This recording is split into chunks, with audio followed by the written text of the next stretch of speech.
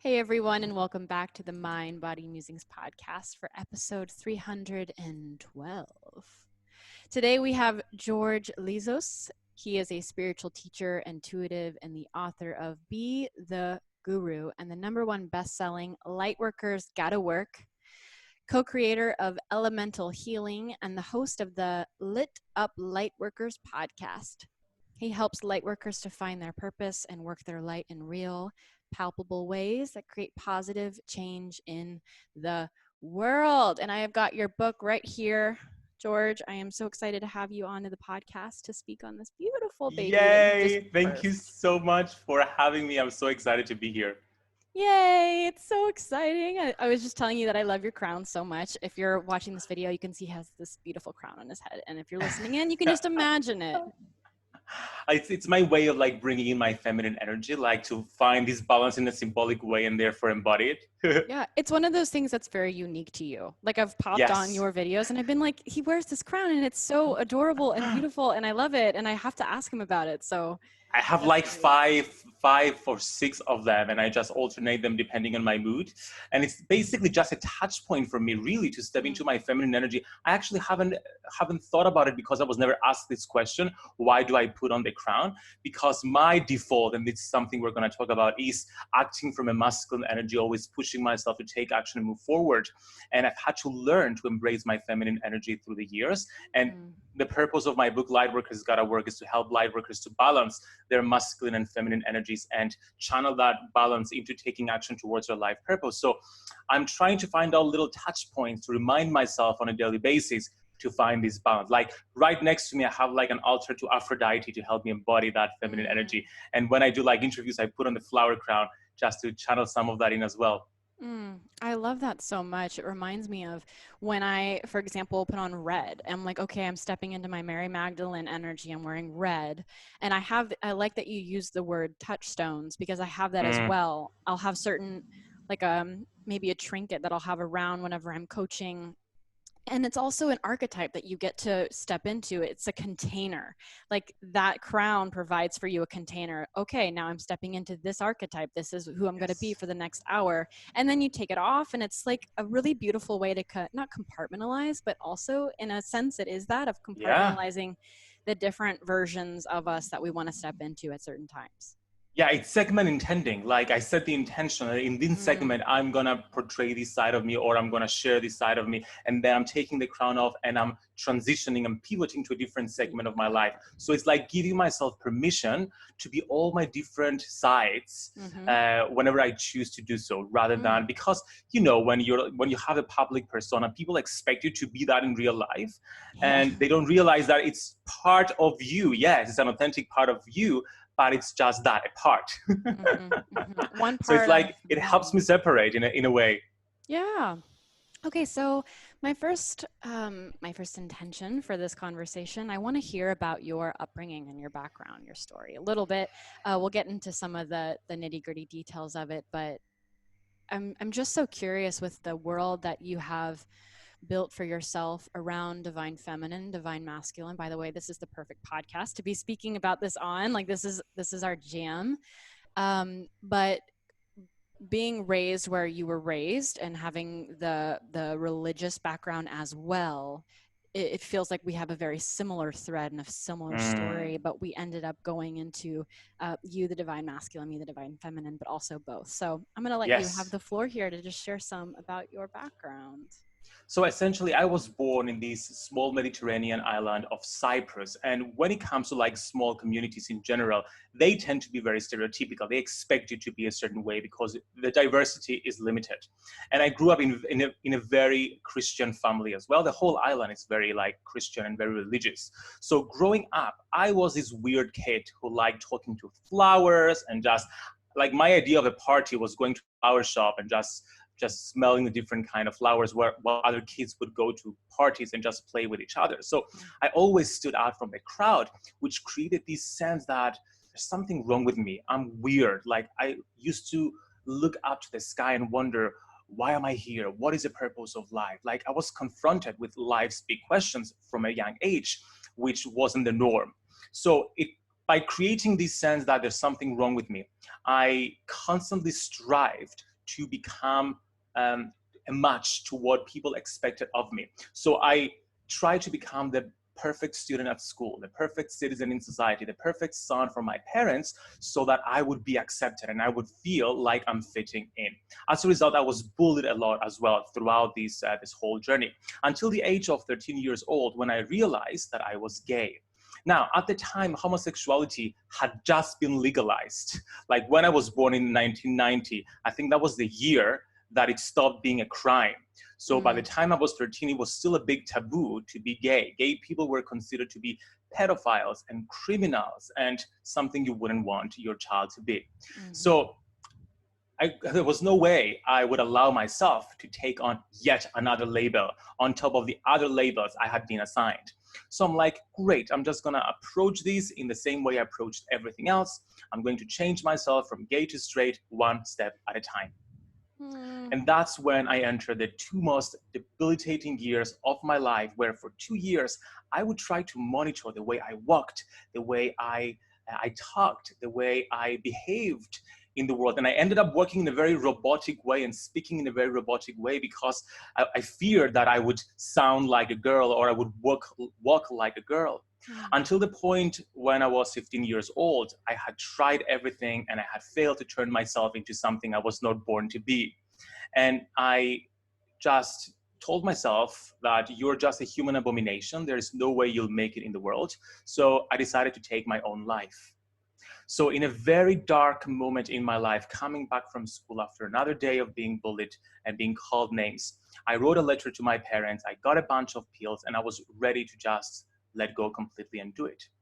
And let go is a key word here, because as soon as I let go, the answer to my question, the solution to the problem that I felt I had always been available to me, but I couldn't see it because I was resisting it by trying to change myself. And right then at the point of surrender, it became available.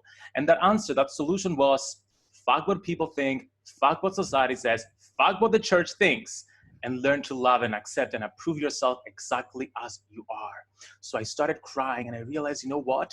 I have this choice right now. I will choose to live and I will learn to love myself, because you know what, Madelyn, I had no idea how to love myself. All I experienced from myself and from others was judgment and loathing. So, but you know what? Something magical happens when you declare to the universe that you want to change. The universe comes in to support you. So that's when I was led to spirituality, and I started from Feng Shui. I decided to use Feng Shui to manifest a boyfriend at the time. So spiritual modality after the other, I learned to forgive myself, to love myself, to forgive my bullies, and slowly empower myself to become to learn to love myself essentially, and learn to live with it and embrace it and love it and honor it. And years later, after I had empowered myself and I've found healing and I found all the support, the love and the acceptance I needed within me, I was inspired to share that in a book where I wrote my first book, Be the Guru, a step-by-step guide to becoming your own spiritual teacher, where I guide people through my step-by-step formula to finding all the freedom, the love, and the support they need within them. So something interesting happened then. I felt like I graduated spirituality. You know, when you write a book or when you go through like a spiritual transformation, you're like, great, tick, enlightenment, tick, done. I'm spiritual right now, all is well. I thought I'd beat patriarchy that tried to kill me by suppressing my feminine energy, by rejecting my feminine energy. But that was only part of it, because a few years later, after publishing my book, I found myself in another interesting situation. I was in London working a full-time job while developing my own spiritual business part-time, which meant that I would work 9-to-5 job, go home, start working on my business until midnight. All the weekends were dedicated on my business. So essentially, I was still abusing my masculine energy. And I hadn't realized it until 3 years later, when I woke up one morning intending to go to work and my body just wouldn't move. I thought I got paralyzed, but then I realized I had burnt myself out. By that point, I had gained 15 kilos. I developed a serious case of eczema and psoriasis. And retrospectively, I was mildly depressed. And I realized patriarchy may have failed to kill me when I was 15, but it was killing me slowly in subversive ways in my adulthood, because it is so ingrained into the system of society, into the way we're brought up, that even when we think we're being feminine, we're being masculine. We're being feminine in a masculine way. It is so deeply entrenched into the very core of who we are born to be, because it's been here for thousands of years, that it still influences us. And I'm like, okay, something needs to change. So long story short, I did a past life regression that helped me realize that I had been abusing my feminine energy, uh, abusing my masculine energy and suppressing my feminine energy, because in a past life, I had been a prostitute who was pregnant with one of my clients. And when I had told him that, he stabbed me in the womb, killing the baby. And from then on, I made the promise of keep rejecting my feminine energy and abusing my masculine energy. And in this lifetime, the way this manifested was literally trying to take away my life and create the same wound. And it was still playing out later on in my life. And that's when I got the epiphany. You need to embrace the divine feminine. But I heard something that did not make sense at the time, but it felt right and I had to trust it. And that was, George, you're supposed to find the feminine from within the masculine. And it didn't make sense at the time, but it took me to transition to Greek paganism and therefore become a priest to Hellenic polytheism, and therefore learn how the ancient Greeks always on their altars, they honored both the feminine and the masculine. They had a god and a goddess, to realize that the masculine and feminine energies are two sides of the same coin. And therefore, when you only focus on one, you're abusing the other, and you're not really helping that one that you're focusing on rise up. So by solely focusing on the rise of the divine feminine, I wasn't really helping the divine feminine to rise, because that divine feminine has a masculine side as well that I was completely ignoring. And I realized I had been doing that, and I can see this happening in the spiritual community in general, where we're only talking about the divine feminine and vilifying the masculine because it has been abused by patriarchy, not realizing that the masculine energy isn't the bad guy, the way we've abused it is, and not realizing that it's our job to teach the world and ourselves of using the masculine energy to help the divine feminine to rise. Because when you are in your feminine, you're receiving the guidance. That guidance wants to be expressed in a masculine way. And when you are expressing masculine energy, it's not about hustle. That's ego work. It's not light work. It has to be inspired guidance, which comes from the feminine. So I heard the call that in order to be able to fully embrace both the masculine and the feminine, was to not just do it energetically, because, in the spiritual community, we like to do a meditation and feel like, great, I'm balanced right now. And I heard, no, you have to express that in a physical, palpable way into the world. So, George, I heard my guides, quit your job, move back to Cyprus, go self-employed. And here I am, 3 years later, 15 kilos down, the eczema is gone, the psoriasis is gone, and I can confidently say I am at my happiest right now.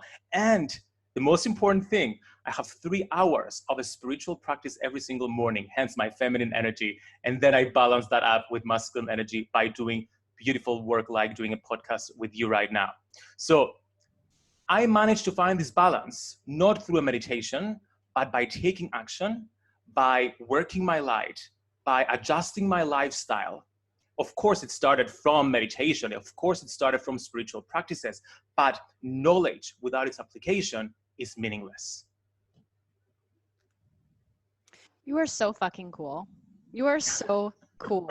I just adore you, your whole story. I have not heard your story in this way yet, and I am blown away by what you experienced at such a young age, at 13, having that moment. Like, that is so young to have that realization and have that weight on your chest and your body. And you had that from realizing that you were gay, and I know a lot of girls have had that from realizing that they're just girls, like, oh no, I've got a body that I should be afraid of because people want to take it. Like, having these experiences, it's especially at such a young age, it's so clear and obvious to me. I'm sure it is very clear and obvious to you that you're here to be a light worker, you're here to do big things, and that's why your journey started so early. and your responsibility started so early, and the shadow that you had to go through of depression had to start really early so that you could be, Mm. I'm assuming now you're 29 because I was I'm born, 29, exactly. yeah, Yes. I'm 28. And so by this point we have these beautiful businesses where we're both teaching like the same thing, which is really cool. And Exactly. I also love that you said that you're going about the feminine in a very masculine way, and I have found it to be also the opposite. One of the things that I get so annoyed by is that women think they're being masculine when they're being hyper feminine and Yes. manipulative. And so they're like thinking like I'm super masculine because I'm hustle and go go go, but actually it's really ungrounded feminine energy of just needing to do all the things. So to that point, what I feel like we're both saying here is not to get too, like, since what you said can also work the other way around, not to get too stuck into these labels, because Ah, I adore this conversation of masculine and feminine, but I also realize that it can really limit us.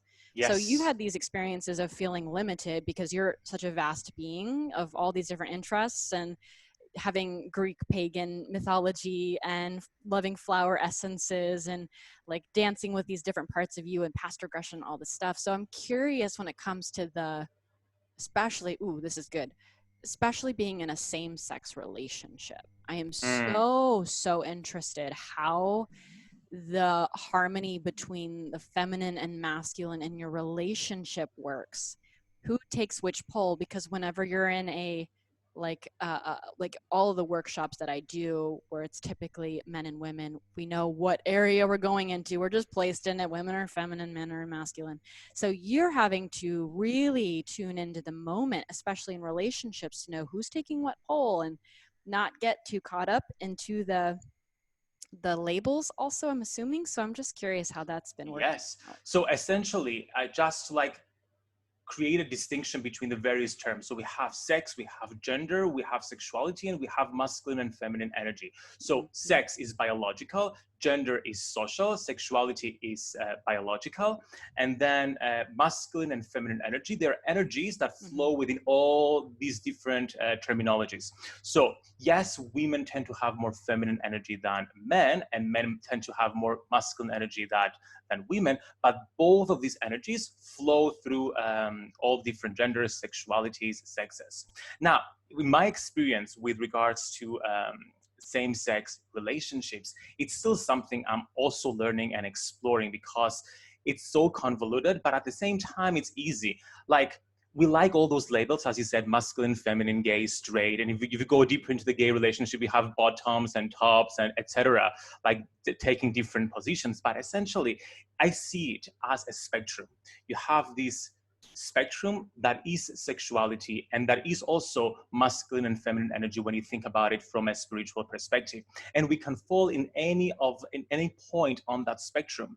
So let's say I'm in a same-sex relationship. I can be 60% more masculine and 40% feminine, for example. The other person can be any combination of that. And the roles sometimes can be fixed, sometimes they can be fluid, sometimes they can change all the time.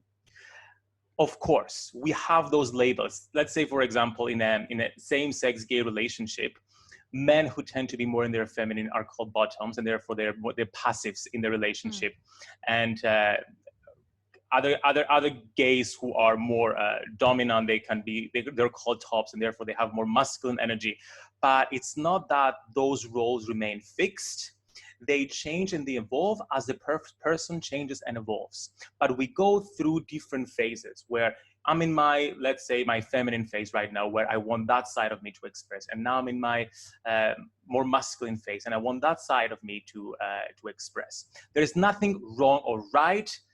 You're not supposed to be in the 50-50% all the time. You're allowed to be at any point on that scale whenever you want, and let the relationship unfold as fluidly as the diversity of a couple allows that to be. That's a beautiful answer, because I find that in this relational dynamic that I have, and looking at my past relationships, I often have this mindset of, okay, I'm the feminine creature. I'm more in the feminine. It just needs to Yeah. be that way. He needs to be more in the masculine. It just needs to be that way. And then when it doesn't work out that way, because I am incredibly masculine, so it's natural that it's not going to work out that way. There becomes friction, and I want to stop allowing what's trying to be born in that moment. Yes. And sometimes I have this thought of, okay, well, what if I was in a same-sex relationship right now? Would I be expecting them to do the same? Would I be expecting them to naturally be in this? No, of course not. Well, we're all just souls. We're Yeah. all just souls doing the best that we can. So that's been a mindset that's really helped me to be more gracious and kind to whatever energy is naturally coming up, instead of getting attached to these labels of Yes. where we're And supposed to be. do you know what really helped, and something that I talk a lot in Lightworkers Gotta Work, is that we tend to find this balance between masculine and feminine energy very simply when we connect with nature, because nature emulates that so powerfully. It doesn't need to try, and it doesn't use labels to define masculine and feminine. But when you observe the cycles of nature during the winter, it goes into what we would call the feminine energy, where it retreats, sheds its leaves, and there is so much masculine energy nurtured during this time in the earth, waiting for spring to come so it can emerge. So it's still creative. There is still masculine within that feminine, because it's this potential for growth. And then spring and summer comes, where that potential for growth can be expressed in a different way. But there is also feminine energy in that, because there is decay. There is so many energies flowing in. So I found, and in the book I have meditations to connecting with the elementals, who are the spirits and consciousness of nature. And I also talk about bathing under cosmic lights to balance our masculine and feminine energies. For example, if the light from the sun, the moon, and the stars is a reflection of our own inner light. And by connecting to that, both in a meditation or out in nature as well, we get to awaken naturally, without even trying, our own masculine and feminine energies, without really trying to, oh, right now I'm going to be masculine, right now I'm going to be feminine. It comes instantly. It comes as an impulse. For example, the star light bathing is all about nurturing your feminine energy. The sun energy is all about nurturing your masculine energy. And to me, although the moon as the essence is very feminine, the moon light coming from the moon, which is a combination of the moon's surface and the sun, therefore masculine and feminine, is the balance between masculine and feminine energy. Yeah, So when we expose ourselves to the moon on a daily basis throughout the moon cycle, we basically get doses of these spiritual vitamins from the moon that naturally tunes us into our masculine and feminine. And we don't have to try to do that. We just know when we want to express feminine, and we know when we want to express masculine. That's yummy. I love this. Switching gears just a teeny tiny bit around the Yes. realm of light workers. First, will you please define this so simply and beautifully Yes. for us, so we're all on the same page? So a light worker is anyone who wants to make the world a better place by choosing it. So anybody could be a light worker. However, in Lightworkers Gotta Work, I coin the term Ascension Light Worker, who are light workers within the mind, body, spirit, spirituality industry. And therefore, Ascension Light Workers are old, mature souls who have been incarnating lifetime after lifetime for the aim of helping the planet ascend into the new earth, ascend into the new Aquarian age. And they have been our ancestral light workers, are the activists in the history of the world, that they have been incarnating, feeling this need to change and actualizing it by taking action, such as Martin Luther King, such as Anne Frank, such as Mahatma Gandhi, who have been doing the work.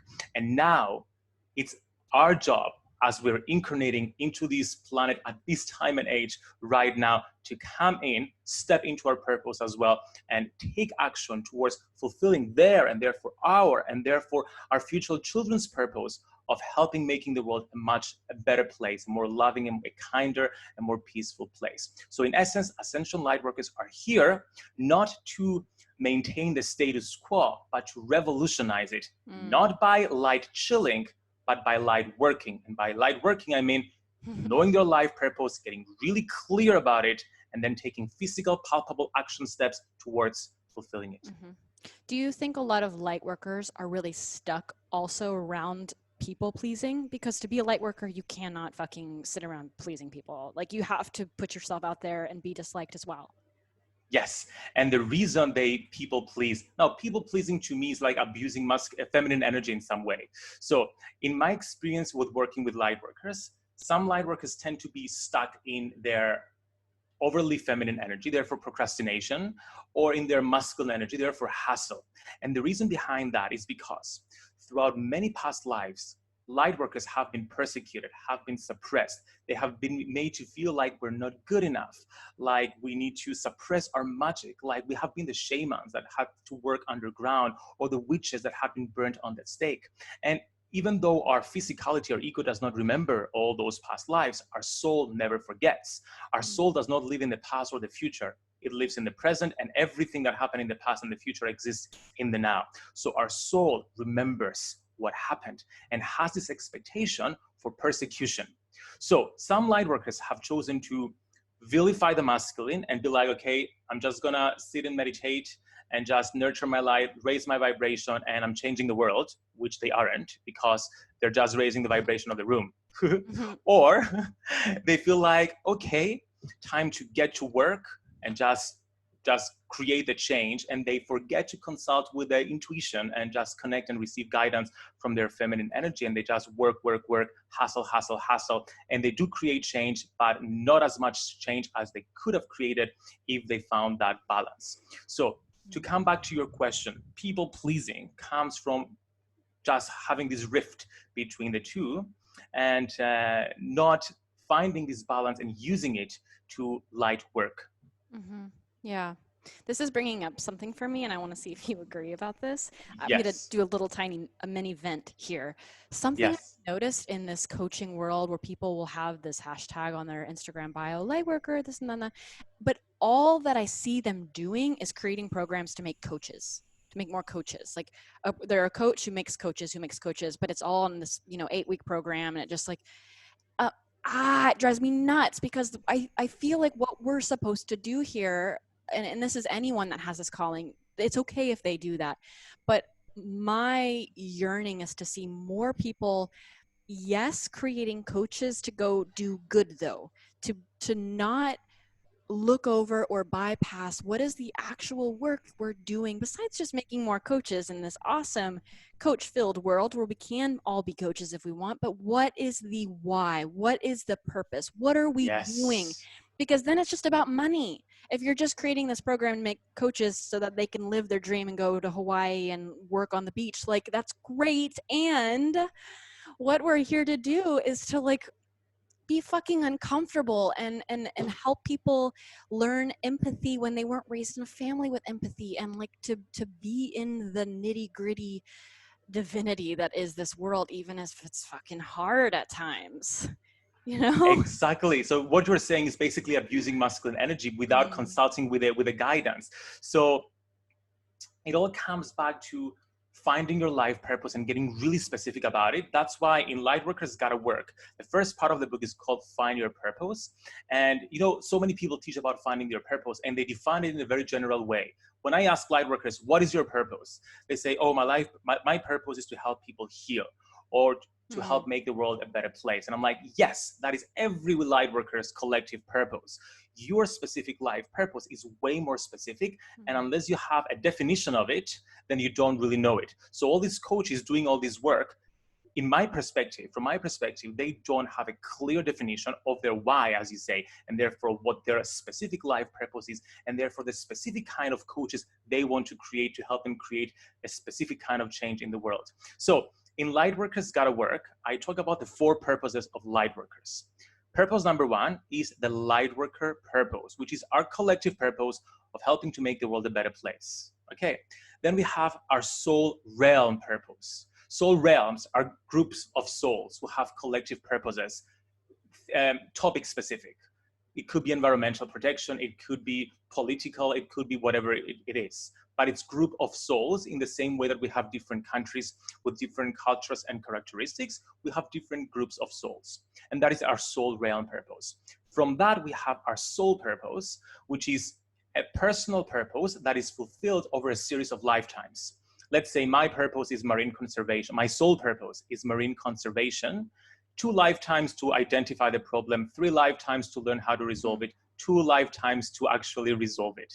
And then our life purpose is a step towards fulfilling our soul purpose. And it's very, very specific. It has to do with the where, the how, the why, the what. of what we're here to do. So just to give you an example, I have my life purpose defined and stuck on a post-it right in front of me, and I read it every single day to remind myself. So let me just read it so that people can get an idea of how specific it has to be. So my life purpose as George is, I help light workers, that's my who, overcome fears and limiting beliefs that prevent them from finding and following their life purpose, that's my what. Through transformational spiritual processes, healing journeys, and intuitive guidance, that's my how. To find happiness, help others heal, and create positive change in the world, that's my why. So in Lightworkers Gotta Work, I guide people through a step-by-step process to coming up with that definition. And when you do that, then you know you're a coach that trains coaches that will help people do something specific. I love that process. It's like a mission statement, but it's for Lightworkers. Yes. It's a mission statement that you've laid out so beautifully for everyone who's feeling called to like get really crystal clear. And I think that is a really beautiful takeaway from this interview of the importance of not just being a light worker and like hopping on Instagram and talking about like the amazing things you've done today. And I have no judgment about, like, no negative judgment about that, because that's fine. But that I think is part of the people pleasing of playing it safe. Yeah. And so when you get really crystal clear of what you're here to do, that's when God is like, okay, well, I'm going to give you all these opportunities to make that happen. And then you're going to feel uncomfortable at time, whether it's going to be in your relationship or it's going to be with a client or it's going to be building your business. But when you are so clear on that why, doing these things, these hard, uncomfortable things becomes, I'm not going to say easier, but more natural. It's like, oh yeah. Like on my website, it says like you're I should know exactly what it says, but it says something like you're built to withstand the trials that come with your calling. And we have to first know exactly what you're teaching here, what that calling is to withstand these trials. Exactly. When we show up for us, the universe shows up for us. Because many people think that manifestation of anything, including our life purpose, has to do with, oh, the universe is my bitch. I'm just going to request something and the universe will just knock itself out to deliver. Yes, the universe will support you, but you have to put in the work as well. And finding your life purpose and taking action is an important step to doing so. One more question I have for you is around self-trust. You're someone who is incredibly self-trusting, it feels, from, especially when I think of past life regressions, like you've gone through that and you believe it. You believe it. You believe the past life. Yeah. So I think a lot of people would question and being like, did I meditate myself into the wrong past life and I just, was daydreaming, or is it real? So what is one of the number one things you feel that is an ingredient light workers need in order to just go ahead and trust themselves and their intuition? That's not what you're going to expect, but I think you're going to like this. It's listening to our triggers and doing the inner work needed to resolve them. Because whenever we feel negative emotion, that is our body telling us you're feeling something that your source and your inner being disagrees with. And it's time for you to do some digging and try to understand why this is there. So a lot of self-trust comes from removing the obstacles that prevent you from being in alignment with who you really are. So when a trigger comes up, and therefore when a negative emotion comes up, we're usually quick to just like shove it under the carpet, ignore it, move forward. But when we take this time, this magical moment to interview our trigger, and I like to use the 5 why process, asking myself why, asking that emotion why 5 times. Why do you feel self-doubt? Okay, because you've been judged. Why have you been judged? Oh, because you've been judging yourself. Why have you been judging yourself? Because I feel I'm unworthy. Why do you feel you're unworthy? Because of that. And then by the 5th why, you find the core limiting belief or thought behind that. And then using a spiritual process like tapping, like journaling, like whatever you want to use to resolve that, you've removed an obstacle that prevents you from being in alignment with who you really are. And who you really are is self-trusting. Because when you are in alignment with source, you don't question whether you're masculine or feminine. You don't question whether you know your life purpose or not. You don't question whether you're worthy or not. You don't question your intuition. You don't question whether you're following your purpose or whether you're teaching, you're making the wrong coaches. You just know. that you're Yeah. worthy, you know you're aligned, you know that you're following your purpose, you know that all will eventually be well. Mm, beautiful. I'm so glad I asked you that question. That was such a great answer. I'm going to just highly, highly, highly recommend that everyone gets a copy of this beautiful book, Lightworkers Gotta Work. I'm so proud of you too, just for making a book, making a baby, putting it out into the world. I'm currently writing a book, and I know it's not an easy process. It in itself is a whole chapter of your life that you are going through an immense experience of like your own triggers and your own things that have come up that might try to keep you from writing this book. So it's amazing that you sat down, you wrote it, you put it out into the world, and you're truly living your life purpose. Thank you. I so appreciate that. Thank you. Okay, well, I'm going to let you go for this day. Thank you so much for coming on to the Mind, Body, Musings podcast and sharing your wisdom and all these helpful insights and nuggets with all of the Mind, Body, Musings listeners. Thank you so much for having me, Madelyn. You're welcome. Okay, everyone, if you want to grab the link to get this book, you can go to maddiemoon.com/George Lizos. And all of the links that we talked about on the show will be there in the show notes. And if you loved this episode, we would love if you left a review on iTunes. This is the Mind, Body, Musings podcast, episode 312. And we will see you next week for another episode.